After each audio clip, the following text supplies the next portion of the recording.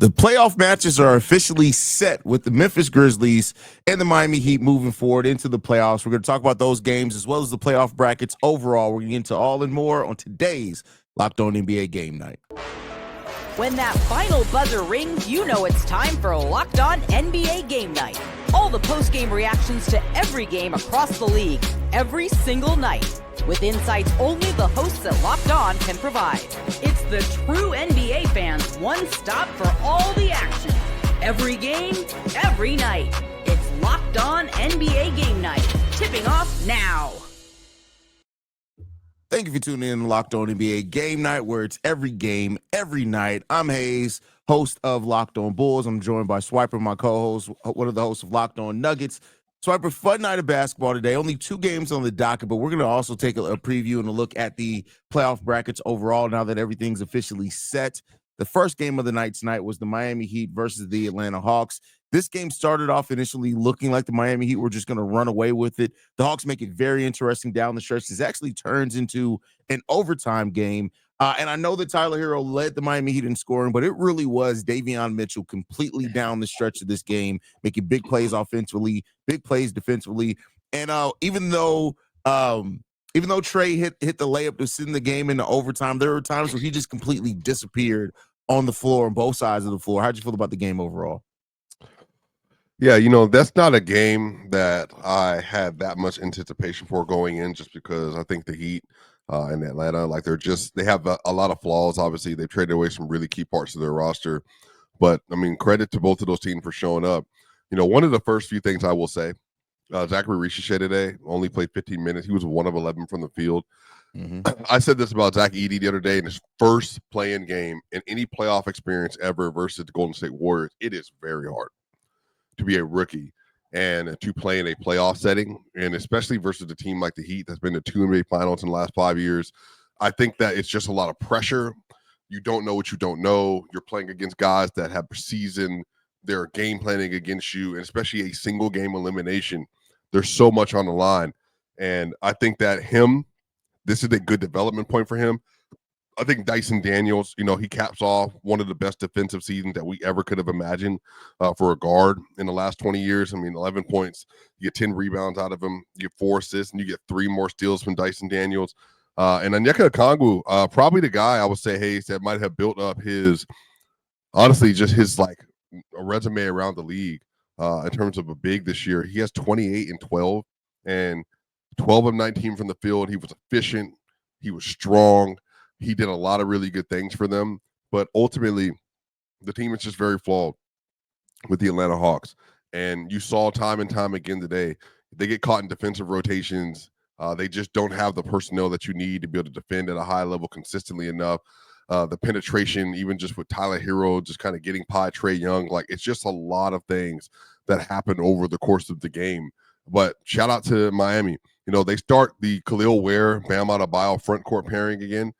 Y'all, that probably is a much bigger story than I think being made around the NBA, just how good Miami has been with those two on the floor. And you saw really about midseason, they started to make more and more adjustments to see how those two could play together. Bam Adebayo became a legitimate floor spacer down the stretch of the regular season as well. And you got a chance to see tonight that athleticism, the defensive tenacity, the switchability, the rim protection, all of it is there. And both of them on the court in the regular season this year, if you take out all the garbage time, they were a plus 5.8587 net rating this season. They had a really good defense when they were all on the court. I think that going into the playoffs, as they get ready to play versus this Cleveland Cavaliers team, it's going to be uber important that they're locked in and able to do their job together. But ultimately, the Heat come away with another win. They make their playoffs yet again. Yep. And all the things you can say about the Miami Heat, they're in the play-in too much. They don't have enough talent. They don't have enough top-end talent, whatever. They managed to make the playoffs, and they're going to give themselves an opportunity to make another deep postseason run. Absolutely. And I want to talk a little bit more about the Miami Heat and their chances to make that postseason run. We do have a short here from the host of Locked On Hawks. Let's go ahead and get into that now. Hello, friends. My name is Brad Roll. I'm the host of the Locked On Hawks podcast. The Hawks season is over as they lose in overtime, 123-114. to the Miami Heat here at State Farm Arena. The Hawks battled back from a 17-point deficit. They played very well for about 2.5 quarters of this game, and honestly played pretty well the entire game, but for a lot of it, they couldn't make a shot. And unfortunately in basketball, if you don't make shots, you're probably going to lose. Atlanta lost the shooting battle by quite a margin, and that was, in the end, unable to be overcome. In fact, Miami made 5 out of 6 threes in the overtime period alone. And that was somewhat fitting for the Hawks' biggest weakness all season long defensively, three-point defense that was stung them in this one. And then offensively, they were really good for a large portion of this game, but not quite enough in the end. We'll come back with much more about this game and this season on Locked On Hawks, but in the end, the Hawks are done, and Miami is moving on. You know what else is done, Swiper? I don't know if you got a chance to, or how much Atlanta games you get to watch. For it to be in Atlanta, the cheerleaders in Atlanta, they're terrible. But I'm going to move off of that. They got not all season. Not all season. Tonight was not great, but they put on some performances during the year. They might not have been expecting a plan, so they have their B plan rolled out. Yeah, that was clear. But the Miami, they get to go on to face the Cleveland Cavaliers. You pointed out that starting lineup with having Bam and Khalil Ware, that's something that Eric Spoelstra started working in more and more in there. And this team you could just tell that they were ready to go. They were ready for the moment, both tonight and against Chicago the other night as well. This was just a team that just seemed like you could tell they've been here before. They've gone through it. I know they didn't have Jimmy. You get big players to step up in this. Question I want to throw to you here is, how much of a chance do you give Miami to even steal a game against the Cleveland Cavaliers? Do you think this is destined to be a sweep here? No, I think I actually just took the series. Cleveland beats Miami 4-1. I do think Tyler Herro, Andrew Wiggins, Davion Mitchell, Terry Rozier out the rotation, Bam Adebayo, Khalil Ware, Haywood Highsmith. They have the ability, Duncan Robinson too. They do have the ability to see if they can get one win. They might even be able to get 2, but they don't have like the top end shot making. And then on top of that, their defense also isn't good enough at the point of attack when Davion Mitchell is not in the game, that they can really cause a lot of issues for Darius Garland and for Donovan Mitchell. But I wouldn't even be surprised, like, because Cleveland's been resting, like a situation where I think it was Orlando and the Raptors, where Orlando won game 1 versus the Raptors. It could be a situation like that on the first round where they just have like a really good game 1. They get a win, they get some confidence, but at the end of the day, the better team, the deeper team, the more serious team is going to dominate this matchup. And so I don't expect that they're going to win more than 1 game in this series. Yeah, I mean, Eric Spoelstra is so good as a head coach that that's giving them some respect. Like I can see them still in the game. I can see them just getting really, really hot in the game and playing with that heart that we've seen and come accustomed to Miami Heat playing with. But I don't give them much of the series. The Cleveland Cavaliers have been too good on both sides of the ball. And, it is what it is when it comes down to that. I mean, they're the first 10 seed to actually make it into the playoffs from the play-in tournament. There have been a lot of talk here about, like, should the 10 seed even really be in the play-in tournament anymore, just because, they never make it. But it's good to see the Miami Heat make it, and they would be the team that makes it as far as being that first 10 seed to make it in the playoffs, because it's just the coach and Heat culture. It just makes sense, right? Mm-hmm. Look, Eric Spoelstra is a great coach, but there's only so much you can do. And again, maybe I can be proven wrong. Even when they beat the Bucks in the first round 2 years ago, different team, different energy. Jimmy Butler was there, Bam was there, Duncan Robinson went crazy, and even Caleb Martin. Like, they all just had an energy about them that they felt like they could beat anybody. I don't know if this Miami Heat team, even with Eric Spoelstra, feels like it can just walk down anybody in a series, but maybe they'll be proven wrong. But look, Cleveland, just even like the unit that they're going to be able to put on the floor, like, I think people are just forgetting, because the Cavaliers have literally been coasting for the last month.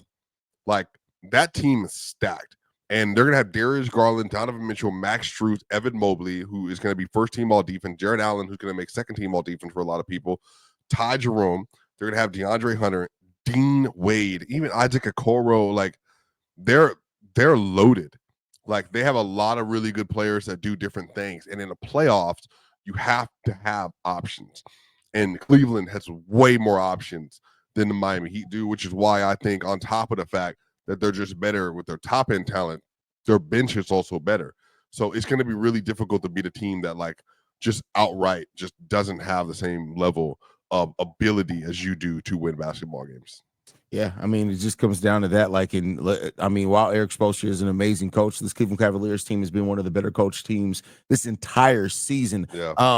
And so, I mean, shout out to what Miami was able to do, overcome all the adversity before the trade deadline, and then kind of figure out an identity as much as they could after the trade deadline. I'm really interested to see what this Miami Heat team decides to do when this offseason comes, but we got a while before we get into that because they got to get into the series with the Cleveland Cavaliers. Now, we're going to get into the other game of the night with the Memphis Grizzlies getting past the Dallas Mavericks here, even with Anthony Davis scoring 40 points. But first, we got to get to a message from Upwork. Scaling your business requires the right expertise at the right time. With Upwork, you can find specialized freelancers in marketing, development, design, and more. Experts ready to take your business to the next level. Upwork connects you with top freelance talent across IT, AI, web development, marketing, and more. Whether you need an extra hand for a project or a long-term partner, Upwork makes hiring simple and affordable. This is not the only podcast I produce, and occasionally I need help editing. Upwork connected me with a freelance expert who delivered incredible results. Posting a job is free and simple, and within a day, had multiple qualified candidates to choose from. Visit Upwork.com and post your job for free today. That's Upwork, UPWORK.com, Upwork.com to connect with top talent and grow your business now. More Locked On Game Night coming up next.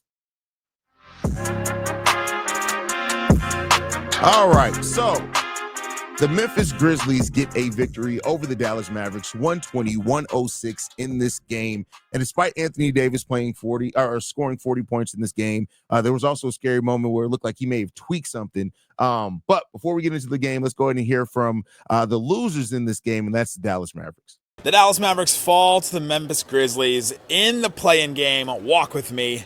For the last time this season, the Mavs lose a game to the Memphis Grizzlies. They played a terrible first quarter. Morant, with that injection right in his ankle, was absolute gas in that first quarter. He was so good. That putback dunk was absolutely wild. He was just outrunning and outquicking every single Mavericks player. They looked so slow. The Mavericks looked like they were playing on 0.75 speed while the Grizzlies were playing on 1.25 speed. The Mavericks put a valiant effort up in the third quarter. They made it a 7-point game. They had a chance to make it a 4-point game with an Anthony Davis 3, but Anthony Davis, he fought in this game. He fought so hard. He fought through injuries. He was getting treatment on his left leg, his right leg. He was game time decision and questionable before this game. Give credit to Anthony Davis. And now the Mavericks are built around him, so they'll have to see what they're going to do in the offseason. We'll have it covered on Locked On Mavs. Nick's been through so much this season. Now with Anthony Davis, the 40 points today, I think AD really does want to shed that injury-prone moniker, and I hope that he can do that because we know the talent he can be. 40 points in this game, 9 rebounds, 2 assists, a steal, and a block. 13 points from Najee Marshall, 18 points from Klay Thompson in this game. How'd you feel about the Mavericks play today? Well, I mean, honestly, I think the Mavs present a much more difficult matchup for OKC. So some of me was just like, I'd be curious to see how the Mavs overcome this matchup with the lack of shot making they have on the perimeter. And then, especially because they have a lot of really elite play finishers. Like this team was built for Luka Doncic, and they were built to have somebody who could initiate the offense and then utilize PJ Washington, Klay Thompson, Anthony Davis, Daniel Gafford, Derek Lively, Najee Marshall. Like those are all play finishers. And so had they had that, this team would be utterly elite. So it's frustrating, honestly, Haize, watching them, because I'm just like, they're missing such a big piece of what would make them whole, and there's nothing they can do about it. And Najee's had an incredible year, but even today, like Morant didn't even shoot well, especially in the second half, but Memphis Grizzlies just took it to them across the board. Yeah. Desmond was amazing, 3 of 6 from 3 today. Jaren Jackson Jr. was 4 of 5 from 3, 10 of 18 from the field. He had 24 points and 7 rebounds today. And then Zach Edey had another effective game. I mean, remember, for the audience, he made a lot of mistakes versus the Warriors, did not play well through the entirety of the game. But Zach Edey had the highest plus minus on the team that day because the offensive rebound he was securing, and the fact that he was giving them so many opportunities to finish inside. And today, Zach Edey is a plus 13 in his second quote-unquote playoff game. Had some really good moments, had 6 offensive rebounds versus that team as well. The Mavs are not a small team. That's a really good job by him. You get good minutes from Scottie Pippen Jr. John Morant didn't shoot well, but again, 22, 9 assists today. You can live with it. John Conchar plus 18 off the bench, and then Santi Aldama plus 12 off the bench. They have a really deep roster. Marvin Bagley even played well today. But the issue is, Haize, can they do that versus OKC? Can they find a way to get the juice and the consistency and the execution and the know-how? Can they manifest all of those things in a real series when stakes truly matter? And I just have so many doubts about their team and how they're going to perform, especially late down the stretch of the games. For sure. We're gonna talk about the Memphis Grizzlies side of this, but first, let's get into this from the host of Locked On Grizzlies. John Morant played, as did Jaren Jackson Jr. and Desmond Bane. They all played well enough to get Memphis past the Dallas Mavericks in the final play-in tournament game. The Memphis Grizzlies are going to the postseason. I'm Joe Mullinax of Locked On Grizzlies, and it's largely because of really impressive first quarter for Memphis. They jumped on the Dallas Mavericks early, and the Mavericks were never able to recover. Anthony Davis had a really impressive showing, continued his dominance of the Grizzlies, but to no avail. He simply did not have enough help from the other members of the Dallas roster. For the Grizzlies, there was plenty of help. Jaren, Ja, and Dez all looked good in the game, but Zach Edey had another really strong performance. Santi Aldama, Scottie Pippen Jr., even old White Rice himself, John Conchar, putting up some impressive numbers, impressive showing for Marvin Bagley as well. The Grizzlies have the Oklahoma City Thunder in less than 48 hours. It's going to be a big one. Game 1 on Sunday afternoon. The Memphis Grizzlies had 6 players scoring double figures today. Jaren Jackson Jr. played really well in this game. Ja Morant was really motivated and energized. He had several just big plays in this game. Is it going to be enough, though? Like that's the question. Like, the Memphis Grizzlies have been so inconsistent this season, and Ja Morant hasn't really always looked like the Ja like you've come to expect to see. Now, he's always shown flashes of it. He has games of it. The question here for me is that, is he going to have enough against the OKC Thunder to do it, and can he do it consistently? But a lot of people started making the conversation more, and I actually do. I do Locked On NBA with Matt Moore, one of your calls, and he made a great point to say that once the Memphis Grizzlies realize that it's actually Jaren Jackson Jr. who's their best player, they'll start to be able to get over some of those humps. But how do you feel about the Grizzlies and their chance against the Thunder in this series? I mean, it's going to be really tough. Edey is going to have a big role in this series just because Isaiah Hartenstein and Chet Holmgren are going to have a lot of things that they're going to do that's going to present problems for Memphis, especially just as they're driving and paint playmaking of Ja Morant in particular. Jaren Jackson Jr. has to shoot the ball well, has to score the ball well, and has to stay out of foul trouble. And the staying out of foul trouble part is still a part of the concern for him. It's the decision-making. For whatever reason, sometimes his brain will override. Okay, don't take this foul. Stay in the game.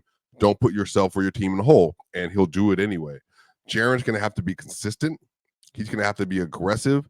And he's going to have to play the best defense he's ever played in the playoffs. Because I think that, like, Scottie Pippen Jr., Desmond Bane, they're not horrible defenders, like, in any way, shape, or form.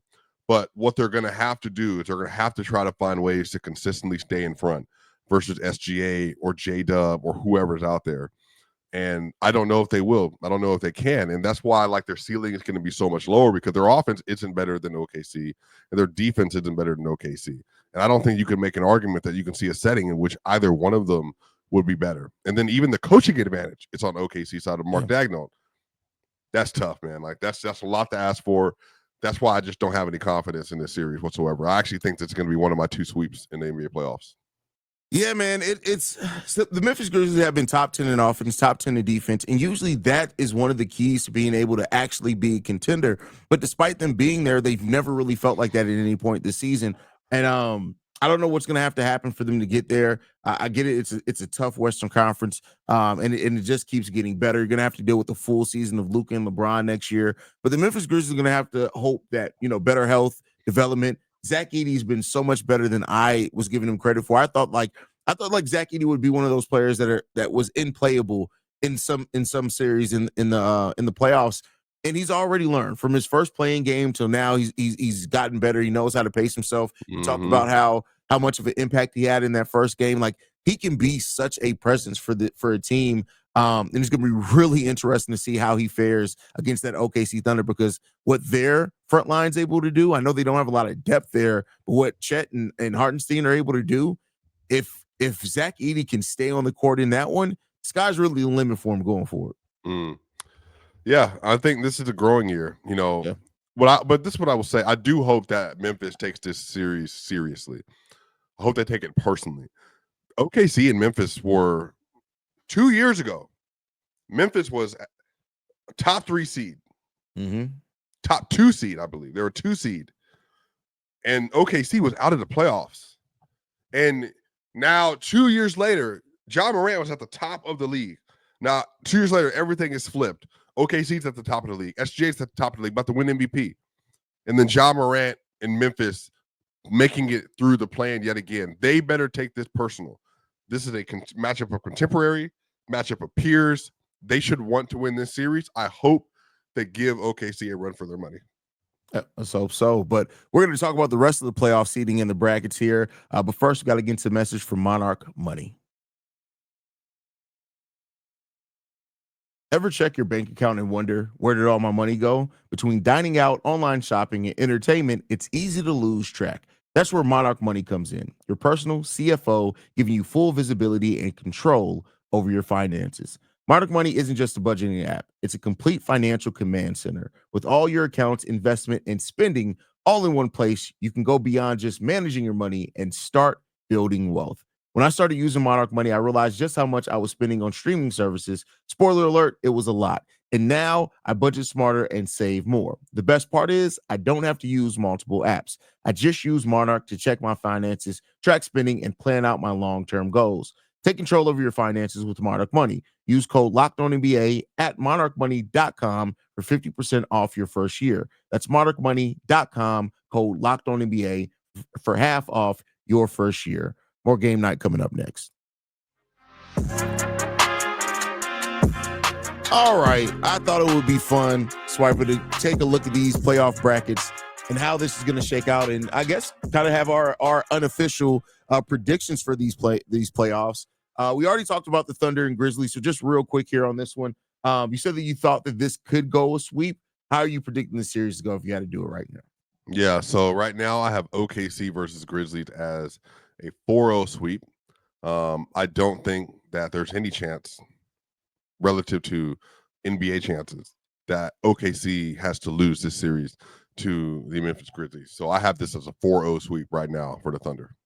Fair enough. I have this one. I'll say 4-1. I think the Grizzlies get one of the home games, and Josh is going to be motivated and probably have a crazy night, but I don't give them much of a chance to make it past the OKC Thunder. It'd be crazy if they do. The Nuggets Clippers. This is the 4-5 matchup in the Western Conference this year. The Nuggets, you guys have your own struggles going on. You new coach in place right now after firing Mike Malone. And what's your prediction for this series? That's so tough because my unbiased hat is telling me 4-2 Clippers. But I honestly can say that I can see the pathway for the Nuggets to win the series in 5 games if they do their job. They show up, they play defense, they do the things they should do. They execute at a high level on offense. The starting lineup this year with Jokic, Gordon, Murray, Porter, and Brown has a 129 offensive rating this year. They've been hellacious. But the question is, will they be able to reach their offensive floor enough? And will they have enough defensive stops with Murray, MPJ, Jokic on the floor to be able to put themselves in a situation to win at the end of the game? So right now it's 4-2 Clippers, but I can also see a world very easily where the Nuggets win the series. Yeah, this is a series that's going to be very interesting to watch because the Clippers have been playing so good today. Kawhi and James Harden have really great chemistry. We know how good the Clippers were even before when Kawhi was still hurt and things like that. So now that you have a healthy Kawhi, and if he can stay healthy, this is going to be a really tough series for the Denver Nuggets. I'm with you. This is probably one of the series that if you had to ask me a series that would go 7 games, this is the one I'd probably pick. But I agree with you. I have the Clippers going 4-2 here over the Denver Nuggets. Lakers Timberwolves. Funny enough, your co-host Matt Moore said that he has the Timberwolves as a team that could win the West. I just don't see that happening. I think that the Lakers are going to come in here and take care of business. I think Luke and LeBron are going to be really tough matchups for this Minnesota Timberwolves team. I know that Anthony Davis, he's so good. The Minnesota Timberwolves defense is really good when it needs to be as well. But I think the Lakers are probably going to pull this one out. I got this one going 4-2 as well. What about you, Sark? So I actually made a late game adjustment there. I have the Lakers winning 4-3. I did have it 4-2, but I think what the audience needs to do is go through the roster and go through the rosters for both teams, and I want you to rank from 1 to 10 the best players in the series. You can make an argument it's going to be Luke at 1, let's say LeBron at 2, Anthony Edwards at 3, and then now Austin Reeves maybe at 4. But go from there and then figure out who's the next Laker you would taste on that list. I think this is going to be a 7-game series. And I think this is going to be a game where both teams have advantages, both teams win games because they're going to force other team mistakes. They're going to get turnovers when they don't need turnovers. They're going to miss some shots. Again, a lot of people don't realize this. The Minnesota Timberwolves per dunks and threes are a top 10 offense and top 5 defense this year. They are an elite basketball team. They have been really good. So this year, can they get enough from Rudy Gobert defensively to be able to wall off the paint? That way they can't get to the paint and score at will. Can they rotate enough on the three-point line to not give up open three-pointers consistently? Can Naz Reid, Dante DiVincenzo, Mike Conley, Jaden McDaniels, can they hit enough off-ball three-pointers? That way they can continue to keep the flow of the game going. So this might end up being perhaps the tightest series in the NBA playoffs. Yeah, it's going to be a really fun series to watch and the back and forth in that. But, we'll see. And then next, the series that I'm probably most excited to watch. I'm not going to say it's the best series in the first round. We'll see. But I'm most excited to see just how it shakes out. The Houston Rockets, the 2 seed versus the 7 seed Golden State Warriors, kind of a battle of old guard versus new. You have the young team in the Houston Rockets the first time in this position. You have the Golden State Warriors, even though they just added Jimmy. This is a team with vets and an amazing coach here. This can turn out to be a battle of old versus new. Who do you have coming out on top in this one? Man, I got the Warriors 4-3. I think this is going to be very similar to the Sacramento series from 2023, where the young team make a lot of plays. The offensive rebounding, those Steven Adams and Alperen Sengun minutes are going to be really important. You're going to get some Fred VanVleet moments, Torrey Eason, Jalen Green might even have some moments in this series. And then the Warriors, they're going to turn the ball over. Steph is going to turn the ball over. Steph is going to have games where he's shooting really poorly from the field. And the Rockets might win that. But ultimately, I think that the wisdom, I think the overall talent, and again, this could be Warriors in sooner than 4-3. I'm just giving the Rockets the benefit of a doubt. They can make it a long series, but man, Jimmy Butler, Steph Curry, and then on top of that, Draymond Green, the best defender in the world, arguably, like that's a lot to ask for your first playoff setting ever. That's why I'm trusting the Warriors here. Yeah, I know you compared it to that Sacramento team. I think that this series has the chance to go like the 2009 Boston Celtics Chicago Bulls series that was just every game back and forth. It went seven games in that series. It was one of the best first round series I think I've ever seen. And I think that this has the makings of a lot of what went into that series as well. Thompson guarding Steph at times when they needed, like, what does that do for that team? Like, there's so much. There's so many storylines, so many matchup issues that could be there for either team. This is going to be a fun series to watch. I'm going to bet on the Houston Rockets this one. I get it. They're young. I know we typically look at the young teams and they don't, they fail before they succeed. But I think this Houston Rockets team is so good defensively. I just don't know if the Golden State Warriors are going to be able to be as consistent as they need to be. You're going to need Steph. You're going to need Jimmy to go into playoff Jimmy and Steph mode.